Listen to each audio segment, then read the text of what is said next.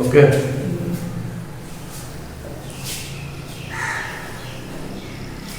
प्यारे बच्चों,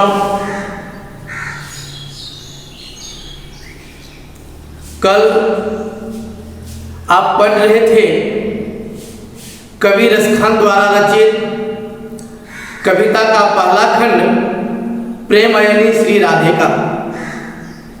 आज रसखान के द्वारा रचित कविता के दूसरे खंड करील के कुंजन ऊपर वालों को आप पढ़ेंगे। मैं उम्मीद करता हूँ आप शांतिपूर्वक हमारी बात को सुनेंगे। तो आइए, करील के कुंजन ऊपर वाला।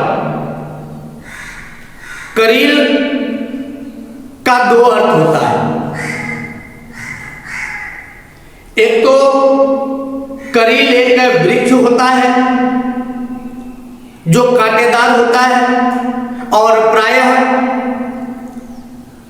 वह मरुस्थलीय क्षेत्र में पाया जाता है। और दूसरा अर्थ तीखा होता है।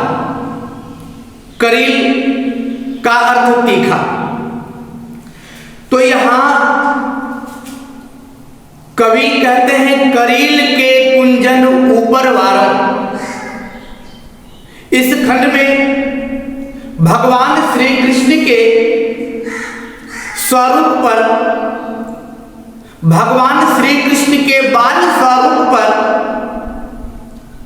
कवि अपने जीवन का सर्वस्व न्योछावर कर देना चाहते हैं। या दूसरे शब्द में हम कहें कि इस खंड में भगवान श्री कृष्ण के बाल स्वरूप पर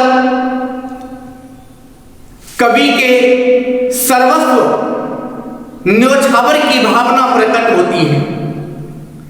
कवि कहते हैं करील के कुंजन ऊपर वारों, अर्थात हे भगवान श्री कृष्ण, हे मेरे आराध्य, हे मेरे इष्ट, तुम्हारा यह बाल स्वरूप जो है, अगर इस बाल स्वरूप का सानिध्य मुझे मिल जाए तो मैं तुम्हारे इस बाल स्वरूप पर अपने जीवन का सर्वस्व न्योछावर कर दूं। आगे कवि लिखते हैं या लकुटी अरु कांवरिया पर राज तिहुपुर की तजी डालो। या लकुटी अरु कांवरिया पर। लकुटी कहने का मतलब लाठी, कांवरिया कंबली, यानी कंबल का छोटा सा रूप, जो प्रायः मजदूरी करने वाले, पशु को चराने वाले लोग जब अपने घर से निकलते हैं तो अपने कंधे पर, अपने सिर के ऊपर डालकर निकलते हैं, जिसको हम तौलिया भी कहते हैं, गमछा भी कहते हैं। तो उसी कंबली का जिक्र यहां कवि करते हैं। कहते हैं या लकुटी अरु कांवरिया पर राज तिहुपुर की तजी डालो। कवि कहते हैं कि हे श्री कृष्ण, तुम्हारा जो यह बाल स्वरूप है, तुम्हारा जो यह रंग रूप है, कितना प्यारा लगता है, कितना सुंदर लगता है। वैसे तो तुम्हें किसी चीज की कमी है नहीं, तुम राजकुमार हो, ऊंचे कुल में तुम्हारा जन्म हुआ है, इसके बावजूद भी तुमने छोटी सी लाठी और इस कंबली को धारण किया है। शायद तुम राजसी पोशाक में रहते, राजकुमारों की भांति ही तुम्हारी पोशाक होती, वह उतना मनमोहक नहीं होता, वह उतना प्यारा नहीं होता, उतना सुंदर नहीं होता जितना सुंदर तुम्हारा यह रूप लग रहा है कि तुम्हारे हाथ में एक लाठी है और कंधे पर कमली है।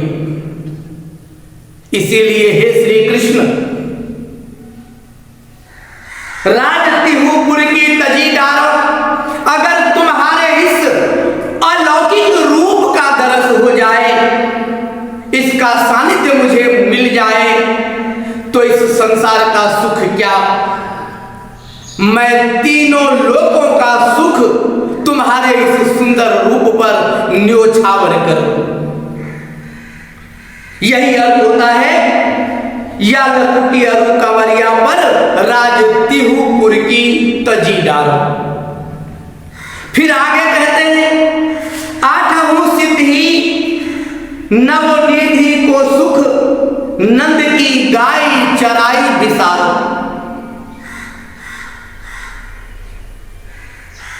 तुमने जो कुछ भी किया, राजभवन को छोड़कर तुमने नंद जी की गाय को चराना स्वीकार किया। शायद यह तुम्हारे भक्तों के लिए एक प्रेरणा है। वह प्रेरणा जो तुम्हारे भक्त को प्रेम का पाठ पढ़ाता हो, शायद वही प्रेम तो है जिस प्रेम के वशीभूत होकर तुमने तमाम सुखों का त्याग करके नंद जी के गाय को चराना स्वीकार किया। यहां कवि अपने मन की इच्छा को व्यक्त करते हुए, अपनी हार्दिक इच्छा को प्रकट करते हुए कवि रसखान कहते हैं कि जिस प्रकार तुमने आठहु सिद्धि, अष्ट सिद्धि, सिद्धियां 8 प्रकार की होती है, और नवोनिधि, निधि का मतलब खजाना होता है, निधि का मतलब भंडार होता है, नवनिधि। तो वेद शास्त्रों में, हमारे ग्रंथों में, हमारे पुराणों में 8 प्रकार की सिद्धियां और 9 प्रकार की निधियां बताई गई हैं। कविता में आगे बढ़ने से पहले मैं आपको बता दूं कि ये 8 प्रकार की सिद्धियां कौन कौन है। तो 8 प्रकार की सिद्धियों में पहली सिद्धि है अनिमा। अनिमा वह सिद्धि है जो सिद्धि अगर साधक को प्राप्त हो जाए, यानी अनिमा सिद्धि की प्राप्ति जब साधक को हो जाए तो वह अदृश्य हो जाता है। अदृश्य कहने का मतलब कि वह किसी को दिखाई नहीं देता, वह आपके सामने उपस्थित होगा भी, तब भी आप उसे इन आंखों से देख नहीं पाएंगे। उन्हें देखने के लिए आपको तीसरी आंख अर्थात दिव्य दृष्टि की आवश्यकता पड़ेगी। तो अनिमा वह सिद्धि है जो साधक को अदृश्य बना देता है।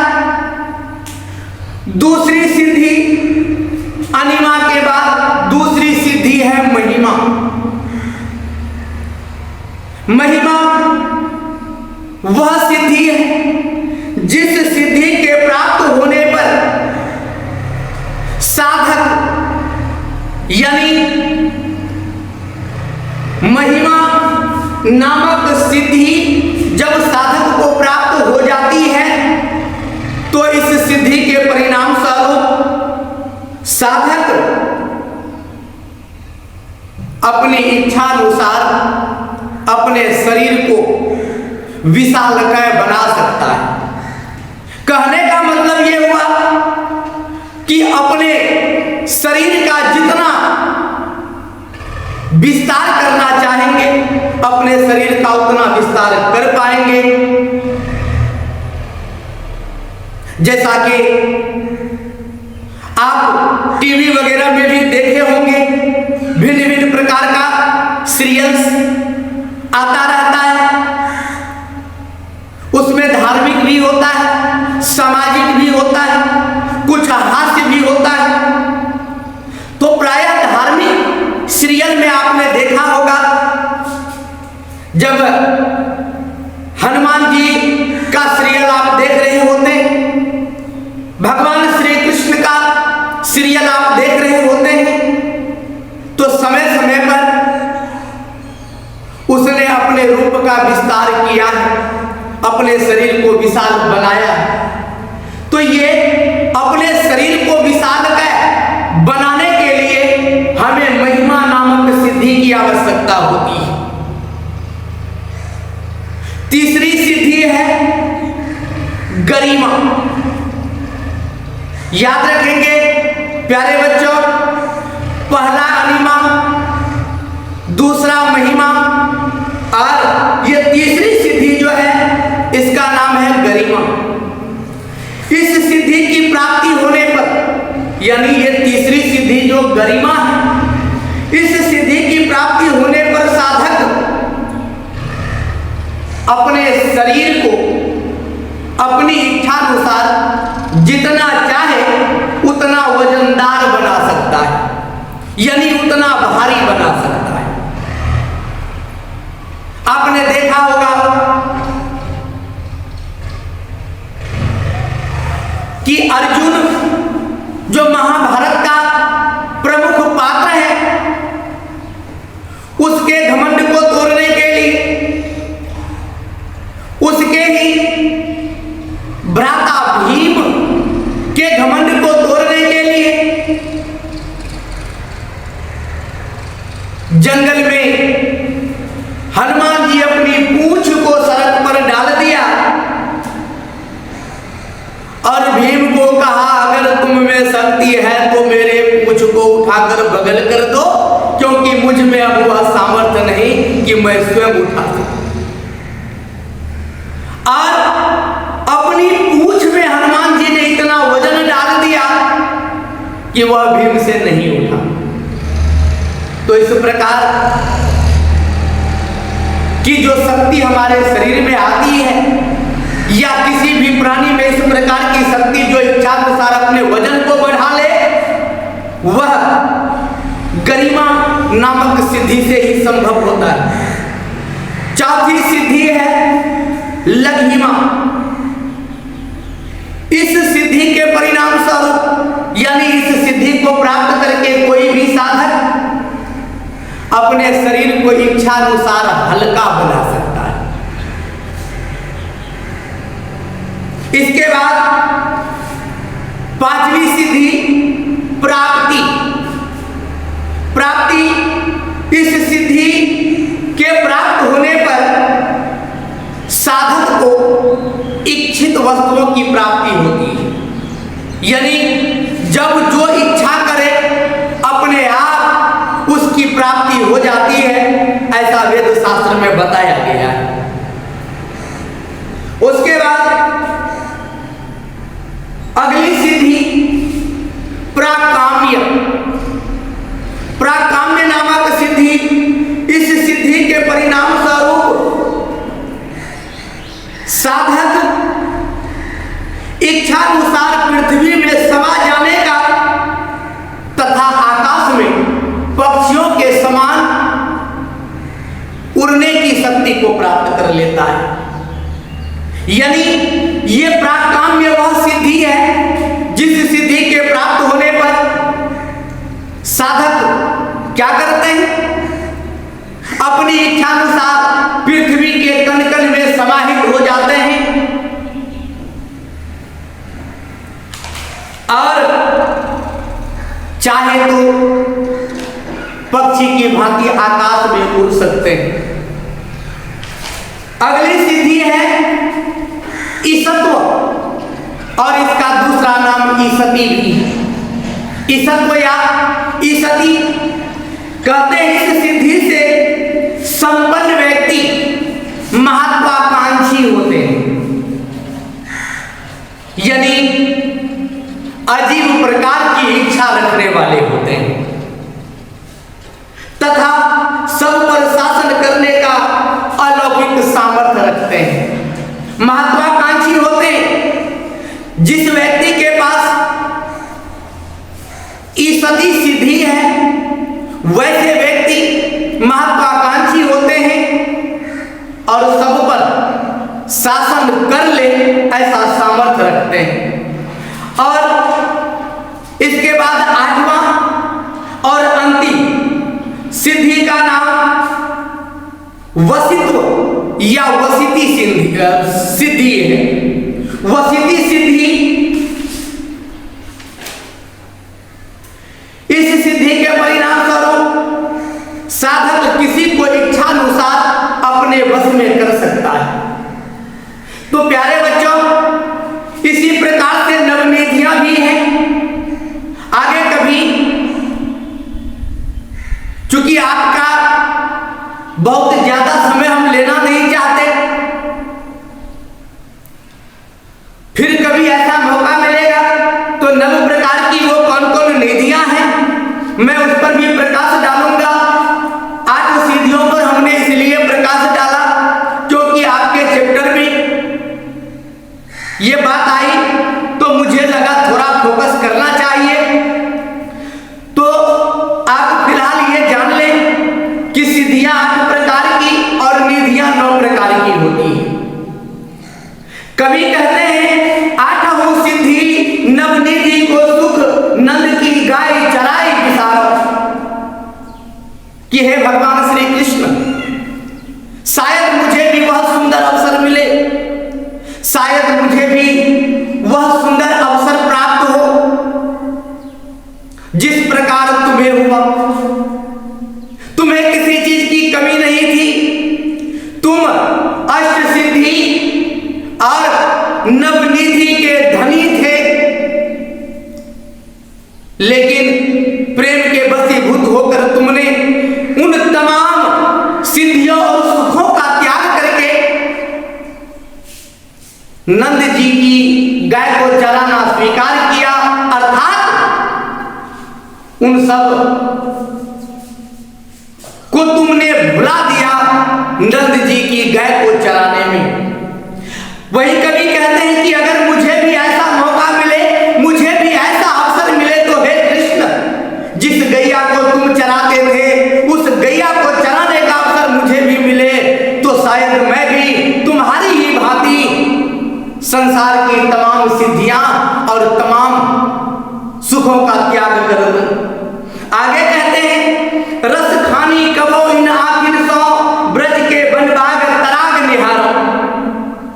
रस खानी कबो इन आखिर सो, कभी रस खान कहते हैं कि हे श्री कृष्ण, वही ब्रज धाम, वही कुंज गली, वही तालाब और वही यमुना नदी, वही कुंज गली जहां तुम नंद जी की गाय को चराया करते थे, वही तालाब जिसके किनारे तुम खेला करते थे, वही यमुना नदी जिसके तट पर विराजमान कदम्ब के पेड़ पर चढ़कर तुम बांसुरी बजाया करते थे। ये रस खान तुम्हारा तुच्छ सेवक ना जाने कब से उस बनबाग, उस तालाब, उस ब्रज धाम को निहारता फिरता है कि शायद तुम्हारा सानिध्य वहां मिले। यही कहते हैं कि इस आंख से मैं तुम्हारा दर्श पाने के लिए, मैं तुम्हारा दर्शन पाने के लिए कब से ब्रज धाम के उस कुंज गली में, ब्रज धाम के उस तालाब के किनारे, ब्रज धाम की उस यमुना नदी के किनारे तुम्हारी बाट निहारता रहता हूं, तुम्हारी राह देखता रहता हूं कि शायद वहां तुम मिल जाओगे, लेकिन पता नहीं तुम कहां हो। वैसे तो जो कुछ भी है इस जीवन को चलाने के लिए, आजीविका को चलाने के लिए तुमने उतना कुछ मुझे दे दिया है, इतना सुख मुझे प्रदान कर दिया है कि जीवन को जीने में मुझे किसी प्रकार की कोई परेशानी नहीं होगी, किसी प्रकार की कोई दिक्कत नहीं होगी। यानी ये जो कुछ भी तुमने दिया यह सब मनमोहक बाग के समान लगता है। तुम्हारे द्वारा दिया गया सुख मनोहर बाग के समान लगता है, बगीचे के समान लगता है। रंग बिरंगे फूल, खुशियों के फूल मेरे जीवन में ढेर सारे खिले हुए हैं, लेकिन इस जीवन में तुम्हारा सानिध्य नहीं है। तुम्हारा जो मेल होना था इस जीवन को, जो तुम्हारी और केवल तुम्हारी चाह थी, उसकी प्राप्ति इस जीवन को नहीं हुई। इसलिए इस जीवन का तमाम सुख, ये रंग बिरंगा सुख, ये मनोहर सुख उस बाग के समान लगता है जिस बाग में करील के वृक्ष लगे हो, वो कांटेदार वृक्ष लगे हो, कड़वे फलों का वृक्ष लगा हो। कहते हैं कौटिक राव कलधौत के धाम, भले ही मुझे कौटिक यानी करोड़, राव कलधौत के धाम, कलधौत माने इंद्र होता है, कलधौत के धाम यानी इंद्र का लोक यानी स्वर्ग, तुमने उतना सुख मुझे दिया जो सुख स्वर्ग में मिलता है। लेकिन हे प्रभु श्री कृष्ण, सब सुख तो तुमने दिया, लेकिन तुम्हारे दर्शन का पान इन आंखों ने नहीं किया। इन आंखों के सामने तुम दृष्टि गोचर नहीं हुए, तुम्हें देखने का अवसर इस तुच्छ आंख को प्राप्त ना हुआ। फिर जीवन का ये सुख किस काम का? वह सुख जो स्वर्ग के सुख के समान लगता है, लेकिन तुम्हारी उपस्थिति ना पाकर, तुम्हारी उपस्थिति ना होने के कारण यह करील के बाग के समान लगता है। इसीलिए हे श्री कृष्ण, हे मेरे आराध्य, ऐसा एक तो क्या, अगर करोड़ों इंद्र का लोक मुझे मिल जाए, करोड़ों स्वर्ग मुझे मिल जाए, और दूसरी तरफ तुम्हारी प्राप्ति हो, तो मैं तुम्हारे स्वरूप पर करोड़ों स्वर्ग के सुख को न्योछावर कर दूं, अपने जीवन का सर्वस्व न्योछावर कर दूं। तो प्यारे बच्चों, मैं उम्मीद करता हूं कि आप कविता के भावार्थ को भली भांति समझ पाए होंगे। फिर भी मैंने आपको पहले भी बताया था कि अगर कोई दिक्कत हो तो आप कमेंट बॉक्स में जाकर अपनी समस्या रख सकते हैं, लेकिन आपका ऐसा कोई कमेंट मुझे नहीं मिला जिससे लगे कि आप असंतुष्ट हो रहे हैं या आपको किसी प्रकार की समस्या है। मैं उम्मीद करता हूं कि आप भली भांति पढ़ पा रहे होंगे, सीख पा रहे होंगे, समझ पा रहे होंगे। मैं बता दूं, आपको घबराने की जरूरत नहीं है।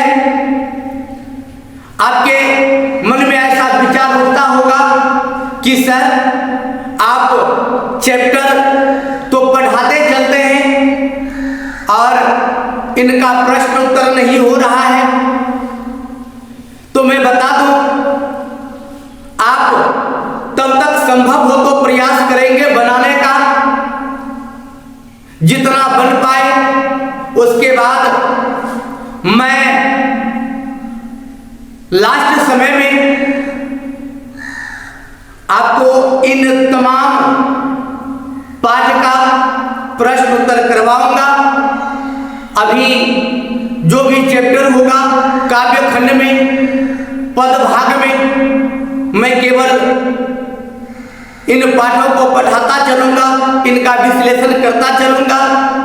और आपसे प्रार्थना है कि आप अधिक से अधिक अपने मित्रों को जोड़ें और दिए गए लिंक को सब्सक्राइब करें, लाइक करें और अपने मित्रों में शेयर करें।